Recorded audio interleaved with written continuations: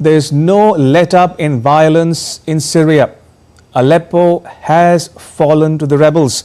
In fact, the Syrian government has lost control of the city for the very first time since the civil war began in 2011. The conflict has raised concerns globally. Joining us is Mr. Sanjay Bhattacharya. He is a former Indian ambassador to Switzerland, Turkey and Egypt. Ambassador, welcome to DD India News Hub. First off the mark, Ambassador, what do you make of the timing of this so-called lightning offensive by the rebels?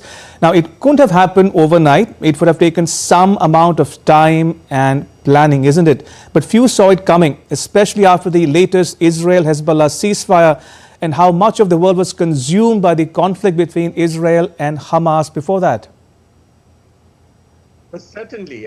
Firstly, thank you for having me on the show. Welcome. The timing of the attack on Aleppo was certainly a bit of a surprise, though understandably, as you also mentioned, the planning has been going on for months, and it has actually included various elements other than the HTS or the Hayat Tahrir al-Shams.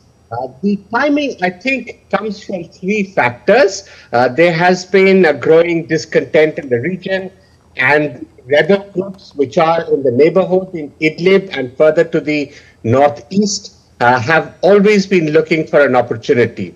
The second factor that has happened is that the continuing war in Ukraine and the war in the Middle East, in West Asia, has weakened both the capacities of Russia and Iran, two of the very strong players who have had a role in this particular region. And so, and also at the same time, I would suspect that the Turks, who are supporters of the HTS, would have given them a go-ahead to launch this particular strike. And the third factor, which I think is also significant, is that they wanted to do this before the Trump administration comes in. Because once Trump comes in, there are other issues regarding the kind of U.S. presence in the eastern part of Syria, as well as in certain parts of Iraq, where there are a few remnants left, and what kind of an impact it would have. And is this part of Erdogan's jockeying for position vis-a-vis the new Trump administration? Ambassador, Idlib was under rebel control, but what about the implications of the fall of Aleppo, Syria's second largest city for the first time since the start of the Syrian civil war in 2011? What does that tell you about the mental makeup of the rebels and the Syrian government?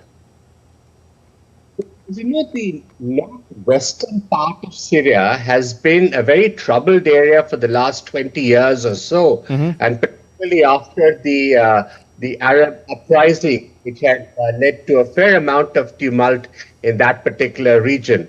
You would recall that, Aleppo was taken back maybe around 2015-16, and it required considerable effort on the part of the Syrian authorities as well as the Russians to reclaim those parts of Aleppo which had been taken over. There have been repeated attempts to take this back, but as you know, there has been a deal between the Russians, the Iranians, and the Turks to keep Idlib the way it is under HTS control. There were some attempts, as you would recall, in recent years to try and have a dialogue process between the government and the HTS. But somehow that did not mature. And I think to some extent, the HTS took the advantage of the fact that the forces of the IRCC and the Hezbollah forces were somewhat stretched out. The fighters on the ground were not quite there in the same numbers. And so they took this opportunity to seize Aleppo. And I think it's been quite a remarkable overrun of the city and its institutions and its neighborhood. So it's going to be a very tough and uphill task for the Syrian government to reclaim the territory, though I do hear some reports now that some of the aerial attacks have begun in the Idlib area to ease the pressure on Aleppo. Indeed. Ambassador Bhattacharya, you have served in Turkey, so I have to ask you about Turkey's role in all of this. Now, Turkey has a deep distrust of the Kurds, whom it sees as separatists, and Erdogan is perhaps the only leader of consequence besides Netanyahu, of course, who has not warmed up to Assad in recent times. The relationship between Erdogan and the Kurds has been one of deep animosity, and the PKK is still classified as a terrorist group, and actions are constantly waged. In fact, if you look at the border that Turkey has with Syria, particularly towards the southeastern flank of Turkey, which is, the eastern side of Syria, they have established a DMZ kind of an area where there is the control of Turkish forces as well as Turkish-supported militia, including the ones that were engaged currently. They have a deep distrust of the SDF, which is primarily dominant in the eastern part, which they think works with the Americans. But I think Erdogan also sees the possibility of having a deal with Trump when he comes regarding the SDF and the role that Turkey can have to expand that particular DMZ. So I think currently the Turkish attempt would be to see if they can expand the DMZ by another 10 odd kilometers. That would give them much greater buffer in their fight against the Kurds. And at the same time, it would also have a certain effect on the huge mobility movements, because that area being so disturbed, there are huge migration movements that take place, and many of them take refuge in Turkey.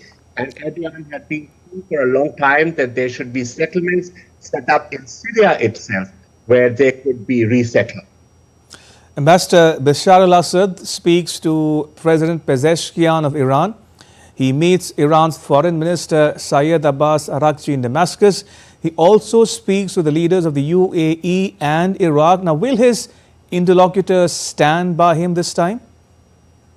Well, I think from the Arab world, we do see that there is a certain rapprochement that has happened between them and Syria. So as you know, Syria was a little out of the loop for a period of time, but that rapprochement has happened. Even before the visit of the Iranian foreign minister to Damascus, he had received support from President Mohammed bin Zayed of the United Arab Emirates, and the King of Jordan had expressed the support. You see, what has happened is that yes, in a sense, is part of a terrorist organization owing its roots to the Al-Qaeda. And some of the elements that have joined in the particular strikes in Aleppo this time are also linked to ISIL or the IS in the Levant. So the kind of terrorist influence that could come over in this particular region is of serious consequences. And established states are obviously rather wary of the resurgence of terrorist factions much closer to their border. And if the second largest city of Syria falls to them, that has very serious purport. I have just about enough time to ask you one last question, Ambassador. How do you see Russia's role in Syria? Do you think Putin can spare a thought for Assad, given that he himself has a war on his hands in Ukraine? You know, I think Russia is rather stretched in Ukraine, and the kind of boots on the ground that it has in Syria are much diminished. Just a few days ago, Russia had sent its former commander to Damascus for consultations and obviously for some coordination.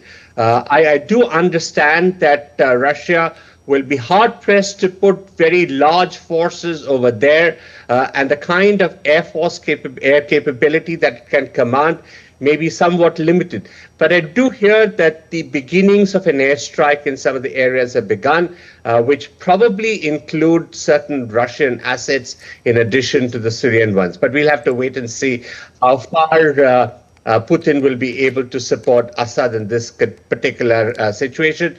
And a lot will depend on what the Arab reaction is, because if the Arab reaction is positive, Putin might feel more empowered and emboldened to lend a little more support, although he's very stretched on his own battles. Indeed. Ambassador Sanjay Bhattacharya, thank you for your time.